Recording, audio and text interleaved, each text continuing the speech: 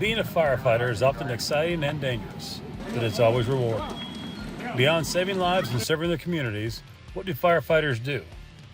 Firefighters offer fire-based emergency medical services, community fire safety and fire inspection, and community risk programs. To become a firefighter, you must be at least 18 years of age, must have a high school diploma or GED equivalent, must be able to perform independent studies, must be in good physical condition to meet the physical demand and perform the job.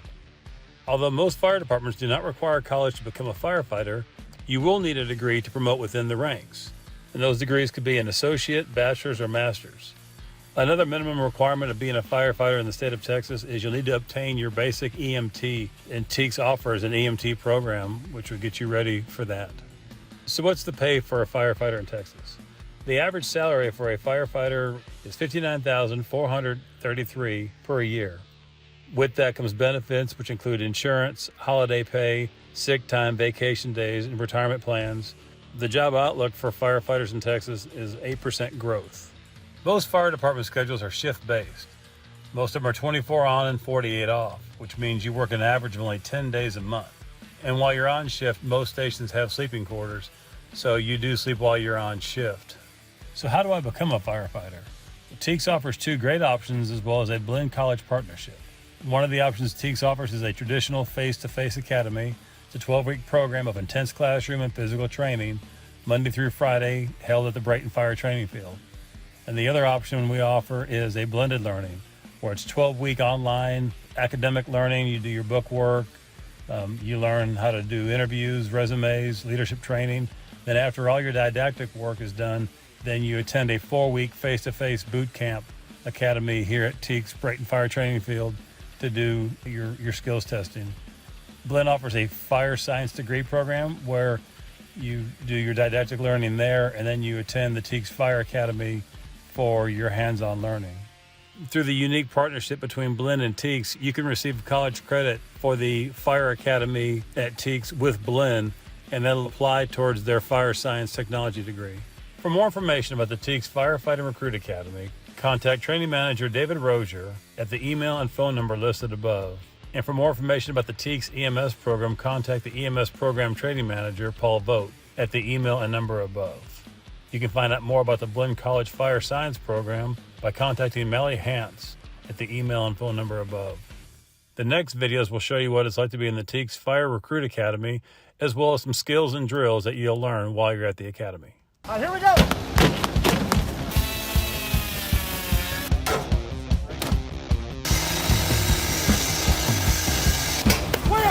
There you go. There you go. Each day, you'll arrive to the fire field early to make sure your personal protective equipment and air pack is ready to go. Physical fitness is very important for a first responder, so daily PT is part of the academy. After PT, you begin the day with lectures and/or skill activities. Each day brings new experiences and challenges. At the end of the day, cleaning and preparing the classroom for the next day is as important as checking your equipment at the start of the day. Your day isn't over now. Now it's time to go home and study skills for the next exciting day. TEEX Recruit Fire Academy will teach you the skills required to become a trained basic firefighter. You'll learn the correct way to put on PPE gear so that you can respond to emergencies. Every second counts when you're called to perform your job. This protection must be worn properly in order to provide maximum protection. Firefighters have to be educated in many fields. You will increase your knowledge throughout your career and learn how to deal with many different types of emergency situations. Hazardous materials is one of those dangerous situations. In today's world, we have many more hazmat incidents all over the world. Firefighters are trained to rescue everything from cats in trees, people trapped in vehicle accidents, people trapped in burning or collapsed buildings, to large animal rescue. Our education as firefighters includes specialized training such as rope rescue and swift water rescue. You'll take classes in the future like high-angle rescue, confined space rescue, and structural collapse. As a firefighter, you are also trained in vehicle extrication. You learn how to use specialized tools to open up a vehicle that has been crushed and can only be opened with surgical-like cuts to weaken the vehicle and allow the first responder to rescue the patient. You will learn how to maneuver fire hose as a team, use water to extinguish fires, and connect hose to fire apparatuses to hydrants. Not all fires need to be extinguished with water, so learning how to properly use a fire extinguisher for maximum effectiveness is a skill you will learn. Firefighters enter into structures to search for victims under stressful and dangerous conditions. The firefighter must overcome fear of darkness, intense heat, and not knowing the layout of the structure while searching for victims. Firefighters learn to carry, raise, and climb ladders to fight fires and rescue people. The firefighter is a well-trained asset. You will master the use of many tools in your training. You learn that some tools have multiple uses. You are taught to make forcible entry into structures using a variety of tools. You'll learn how to use tools to cut holes in roofs, pull ceilings, and force entry through doors to reach trapped victims. In your training as a firefighter, you will learn how to safely face danger when called upon and make a difference in the lives of people in need of help. Whether you are rescuing a cat in a tree, a person trapped by fire, teaching a class on how to use a fire extinguisher, or a classroom of children on how to stop, drop, and roll, your career as a firefighter will be an exciting and rewarding career. So what we're doing now is they have to activate the extinguisher, which pressurizes it, make sure that they're not directly overhead so there's no type of risk of injury. And then we use the acronym PASS, pull, aim, squeeze, and sweep.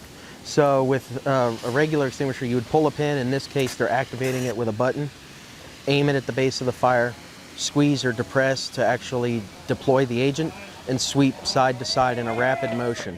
And then when they're done with that, they don't turn their back to fire. We don't turn our back to fire in the real world, and they'll back away while making sure it doesn't relight or reignite.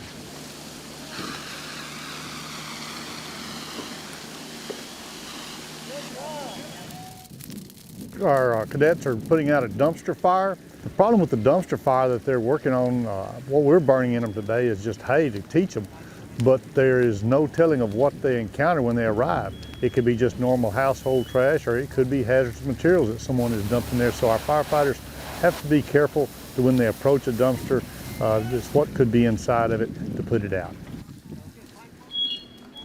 Today we're doing a car fire. We're burning hay in our car fire just so they get experience. What they're trying to learn to do is how to approach a car safely, so that any kind of fuel that may be coming from underneath it doesn't run down upon them. Also, they have to watch the traffic that's around them. The students have to wear SCBAs so that the contaminants that come off the car products do not harm them.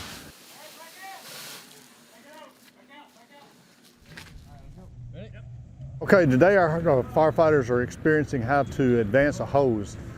It takes some techniques to work as a team to get the hose to inside the building, around corners.